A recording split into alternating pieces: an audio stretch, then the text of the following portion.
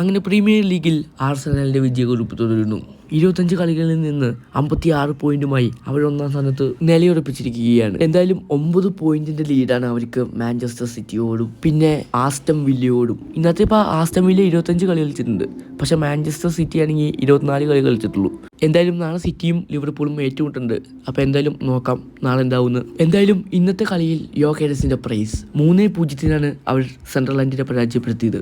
എന്തായാലും ആദ്യ 11-ൽ ഗബ്രിയേൽ ജീസസും റൊസാലൊക്കെയാണ് ഉണ്ടായിരുന്നത്. എന്തായാലും 42-ാം മിനിറ്റിലാണ് സുബിമെൻഡിയോ ഒരു ഗോൾ കണ്ടെത്തുന്നത്.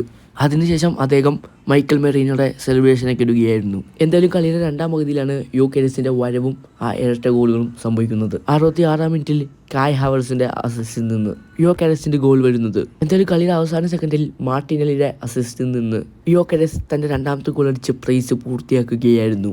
3 ഗോളുകൾക്ക് ആർസണൽ വിജയിക്കുകയായിരുന്നു. അങ്ങനെ പിന്നെ ചെൽസി 3-1 ഹൂൾഫിനെ പരാജയപ്പെടുത്തിക്കൊണ്ട് മികച്ചൊരു വിജയം നേടുകയായിരുന്നു. അന്നത്തെ ചെൽസിക്ക് വേണ്ടി കോൾ പാൽമറിന്റെ ഹാട്രിക്. അതോടുകൂടി കോൾ പാൽമർ പുത്തൻ റെക്കോർഡ് ഇട്ടിരിക്കുകയാണ്. ചെൽസിക്ക് വേണ്ടി ഏറ്റവും കൂടുതൽ ഹാട്രിക് നേടിയ താരം. 4 ഹാട്രിക്കാണ് അദ്ദേഹം പ്രീമിയർ ലീഗിൽ ചെൽസിക്കായിട്ട് നേടിയിട്ടുള്ളത്. എന്തായാലും വീഡിയോ ഇഷ്ടപ്പെട്ടാൽ ലൈക്ക് ചെയ്യാൻ മറക്കരുത്. ചാനൽ സബ്സ്ക്രൈബ് ചെയ്യുക.